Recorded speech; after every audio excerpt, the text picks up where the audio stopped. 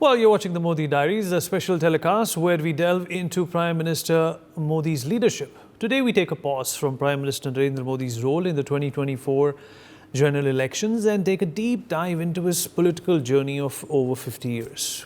Well, Prime Minister Modi was born on the 17th of September 1950 in North Gujarat's Mehsana district. He spent most of his time in the school library and was known to be a diligent student. In 1978, he received a BA in Political Science from Delhi University and went on to complete his Masters in Political Science from Gujarat University in 1983. During his early years, he became a full-time worker of the RSS in Gujarat in 1971. During his Karyakarta years, he played a pivotal role in a number of crucial yatras, including the Ram Rath Yatra of 1990, along with Lal Krishna Advani, to mobilize volunteers for the Ram Janmabhoomi. Well, Prime Minister Modi, in fact, played an instrumental role in collecting signatures for the construction of the Ram Mandir. He also played a pivotal role in the Ek Yatra alongside Murli Manohar Joshi, a yatra which kick-started in December 1991, visited 14 states till its culmination on the 26th of January in 1992. Well, he became the Chief Minister of Gujarat on the 7th of October 2001, and after taking office, his first agenda was women empowerment. He organized many key initiatives, including the Sneh Milan program with the 3,000 family members of scientists. He has also been pushing for education since his early chief ministerial years with programs like the Vanche Gujarat Reading Program in 2010, amongst many others. Well, after serving as the Chief Minister of Gujarat for 14 years, on May 26, 2014, he took his first oath as the Prime Minister of the country. And after 2 terms of the Prime Minister, the question that arises, can he achieve Tisri Bar Modi Sarkar? We'll talk about this with our guest. Joining us on the show is Mr. Savio Rodriguez, BJP leader. Alok Mehta, editorial director of India News, also with us on the program. Mr. Uday Mohurkar, former CIC and veteran journalist, also joins us on the program. And last but by no means the least, Mr. Sumit Peer, senior political commentator, also joining us on the show. Savio, I'll begin with you. I hope you can hear me. Well, Savio, I can't hear you. Please unmute yourself. One second. Okay, there you are. Savio, we have given you a snapshot, a microcosm, a compendium of what the Prime Minister's journey has been. What differentiates him is that he's just not a statesman. He's somebody who spent a lot of time on the ground. He does not understand only India. He understands the Bharat within India, and he understands the India within the Bharat because he spent so much time on the ground, serving people, getting to know them, going from door to door, understanding their problems. And that is the reason why he's been able to make this connect, which is not invisible anymore. But the big question is, if I look at it from a point of a detractor or a critic, is that, nobody in our country has been too big to miss or too big not to hit. Governments have fallen in the past. The Congress also came back with a mandate which was across 400, but the Congress is nowhere today. But with the trajectory that we have seen that the Prime Minister has helmed, do you think that this is going to be a walkover? No, I don't think any elections in India are a walkover because the power of winning the elections lie with the people. Now, we understand Prime Minister Narendra Modi's various different aspects, whether it is his learnings in school and colleges, whether it was his political career and from where it started and to where it's gone. All that is a matter of fact and that is information available. But I'll tell you something, having personally met him and interacted with him, what is it that makes Prime Minister Modi very endearing to the people of India, people like myself, who consider ourselves to be people who are, intellectual, people who are at the ground as well, connected to people. The most endearing quality of Prime Minister Modi, to me, is that he is able to connect with people at an emotional, at a mental, and at a physical level also. What do I mean by that? He's not the aristocratic politician that we are so used to. There are no airs about this man. There are no false pretenses about this man. The man is the way he is. He is a Hindu by faith. He displays it, very, very boldly, very convincingly, because that's what he believes. He believes that we all have to work together as one nation. That is what he's working towards. He believes that India has to rise up as Bharat and compete with the rest of the world. That is exactly what he's doing. So he's not governed by what people think about it.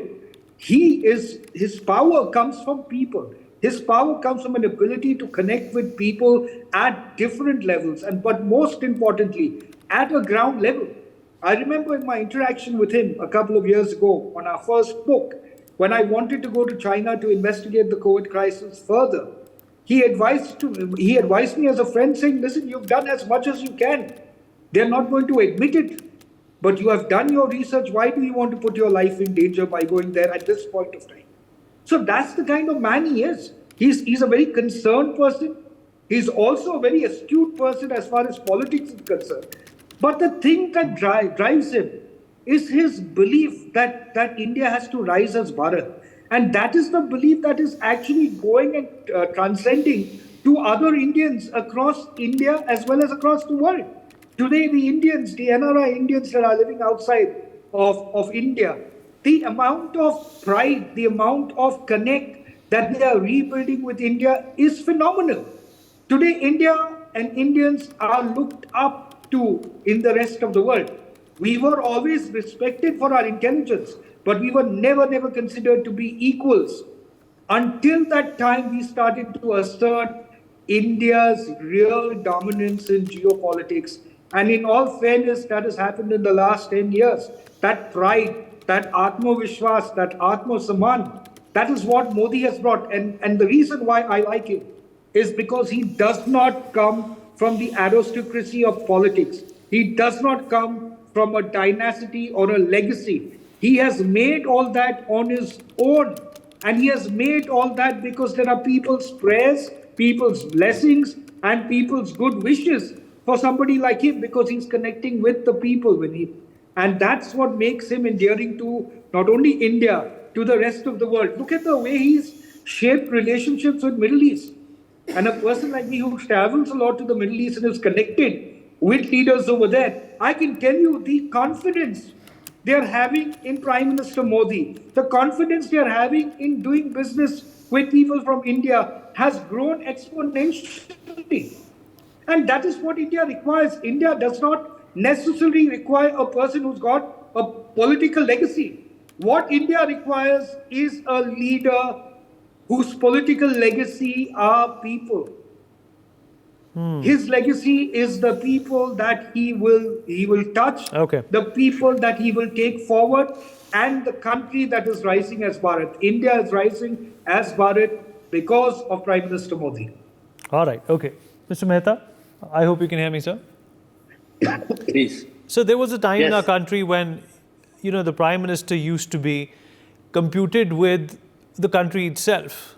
Indira is India and India is Indira is what used to be said. That's how big, a Prime Minister once was.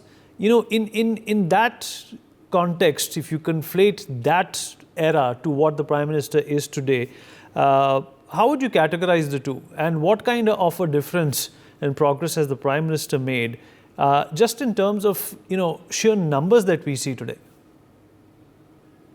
Thank you very much, Vineet.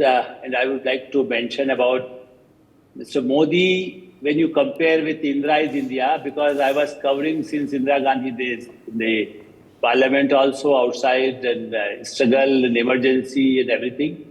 And interesting part, a number of books there. But I would like to mention I was working in agency Hindustan Samachar, and I also worked almost 1 year in 75 and in the Ahmedabad, Gandhinagar. I used to go for covering at that time.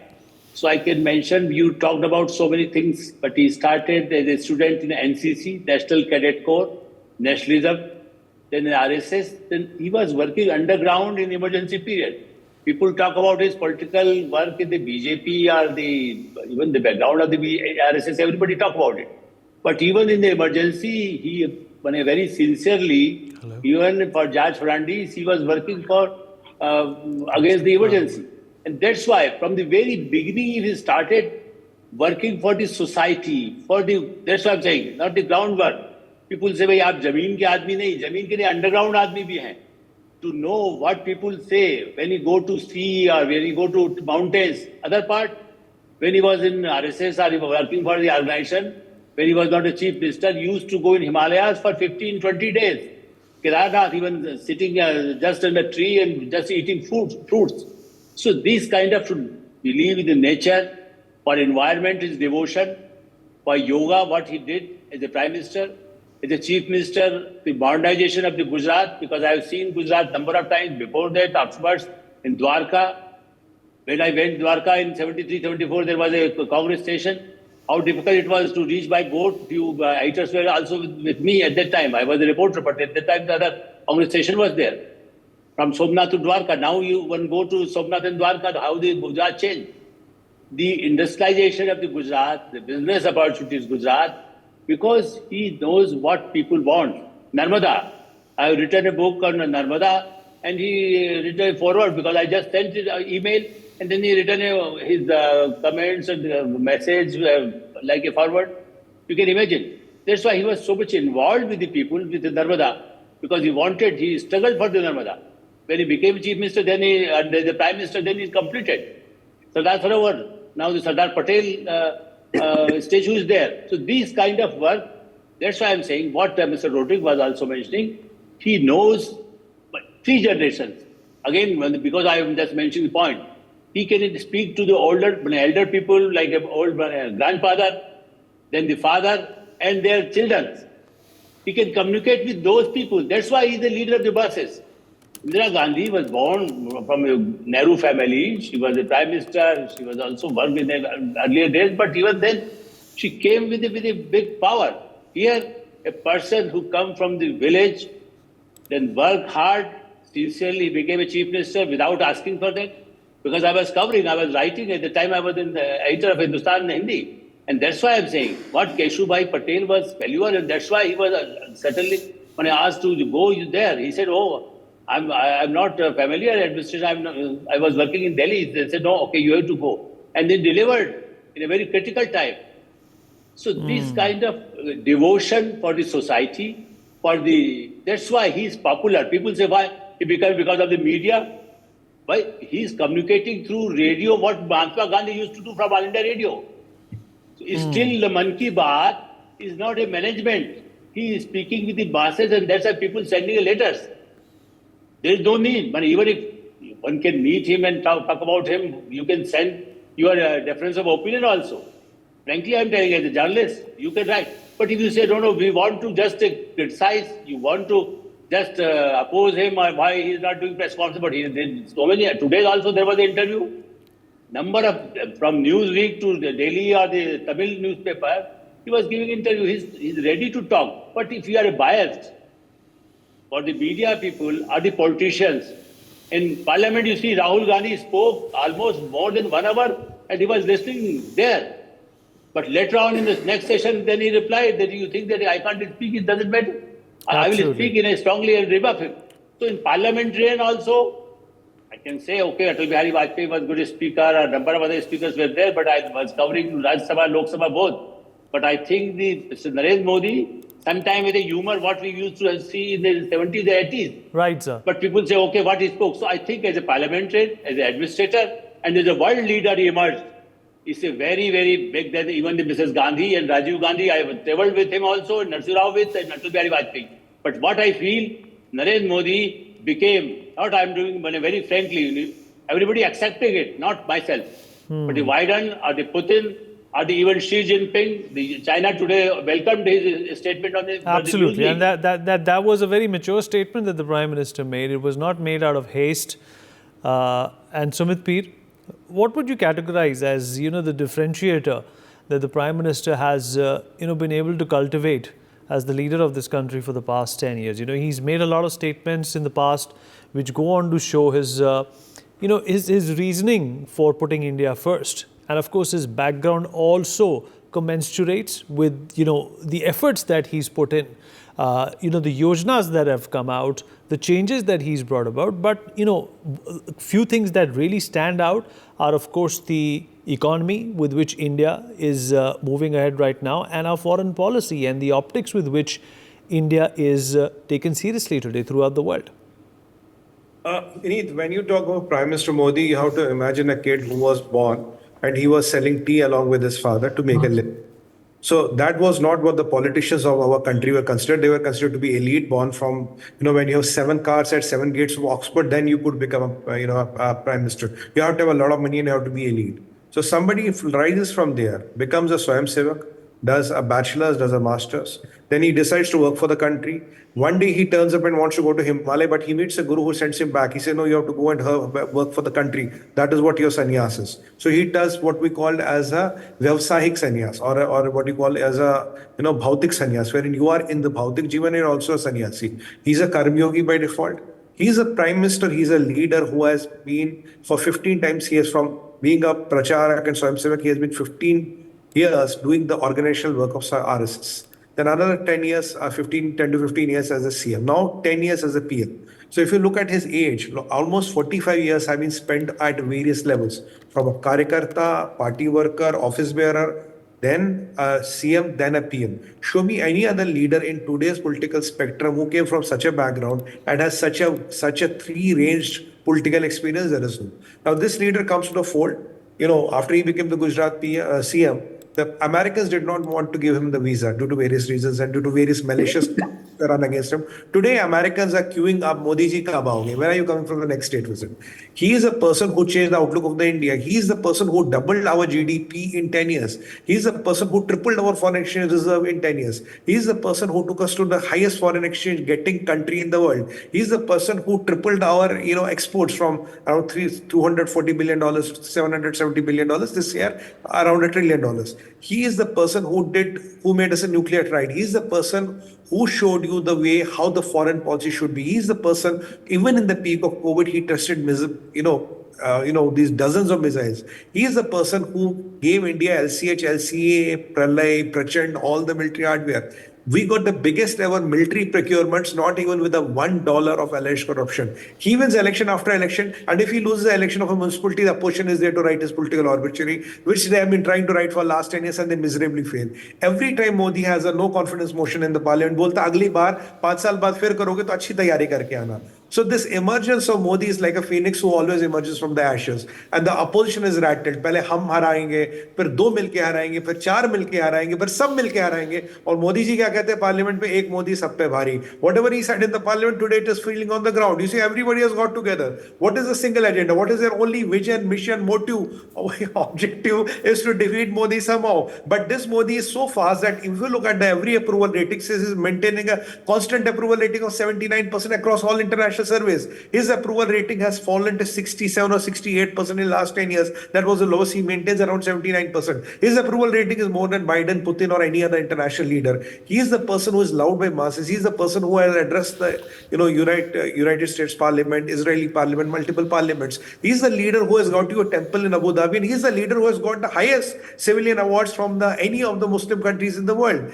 He is the leader who can go to Israel and on the same flight he can go to Ramallah. No other leader can do. He is the leader who is part of all the 8 big international alliances where Putin, Xi, and even Joe Biden are not there. He is the leader who has got the global south into the picture. He is the person who could take global south into the G20. He is the leader who told the world that India can move on and Asia can move on without Pakistan. He is the leader who told the world, look, China might have its nefarious designs. The world can move on without China. He is the leader who talked about Vasudevam Kutumbakam. He had exported vaccines to around 100 countries. We are exporting medicines to around 203 countries. Any sphere, any industry, look, we are in top 4. We have developed the 4th biggest military. We have stopped the import of too many things. On the military hardware, not a speck of corruption. He's the person who talks to his minister, Bhai, mereko 50 saal aage ka vision. I'll quote Ashwini Vaishnav. He was trying to do a railway station design with Modi ji. He said, he quoted in one of the interview, he called him at 1:15 in the night. Bola, haan sir, boliye. बोला अश्वनी जी ये ठीक है पर 50 साल आगे तक का plan लो जो 50 साल तक चले. Whatever you are giving is right, but show me a plan which will work for the next 50 years.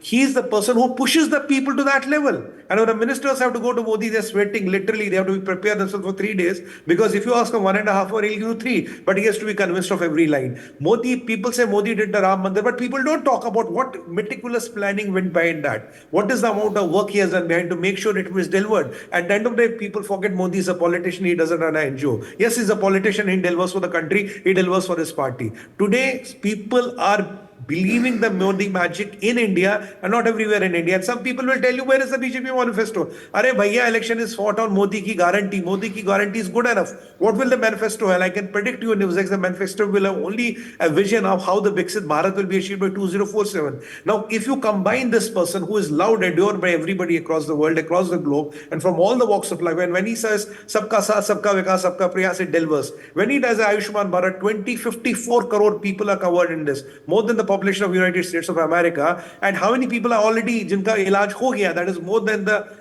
population of United Kingdom. When these schemes are rolled out and your physical deficit is in control, you're increasing the GDP, your GST collections are going all-time high, and you're achieving milestone after milestone and milestone. And with the peak of tensions, you do a MI-RV test of Agni 5, and 5 days back you do Agni Prime, and where people have no identity which new test and new technology India is going to bring in. You have a Gaganyaan, you have a Chandrayaan, and when your Women's World Cup team loses the final, he calls him, "Bolo, beta, ro mat, you did a very fantastic job." When the chief of ISRO did not have a good launch, he hugs him and pats him back. कोई बात नहीं भाई, अगली बार कर लेंगे. Show me one leader, yaar. Show me one leader who talks at this level, who goes to this level, who goes to this level. And all his festivals are not with his mother, not with his late mother or brothers or bhabis. It is with the Indian army from this border to that border to that border. When he was a Gujarat CM, all the money he got, he gave it to his people. Bhai betiyon ki shaadi karna. And today, whatever money he gives, he again donates the money. Today, he lives in one kamra in Pradhan Mantri ka land. When he moved into this Pradhan Mantri's residence, 17 truckloads of things were sent down. He still pays for his nokar, he pays for his gas, he pays for his khichdi, he pays for his dal and LPG. And the only thing what the government of India or the Republic of India is giving him is a house which is there for his security needs. Okay. He still buys his clothes and shoes. That is the person. Show me, we need one world leader जो इसके आसपास भी खड़ा होता है. There's none. Show me one. Absolutely. ये है Modi. Absolutely. हरा दो. And Savio, it's basically also an example that simplicity is perhaps the greatest motivator and the greatest leader as well. And the Prime Minister has been very frank about his own shortcomings in the past as well. He said, "I've learned a lot. I've come a long way from being the Chief Minister to the Prime Minister now." He said, "There was a time I wish I could deal with certain aspects of the media in a certain way." And he's figured it out. The media loves him today.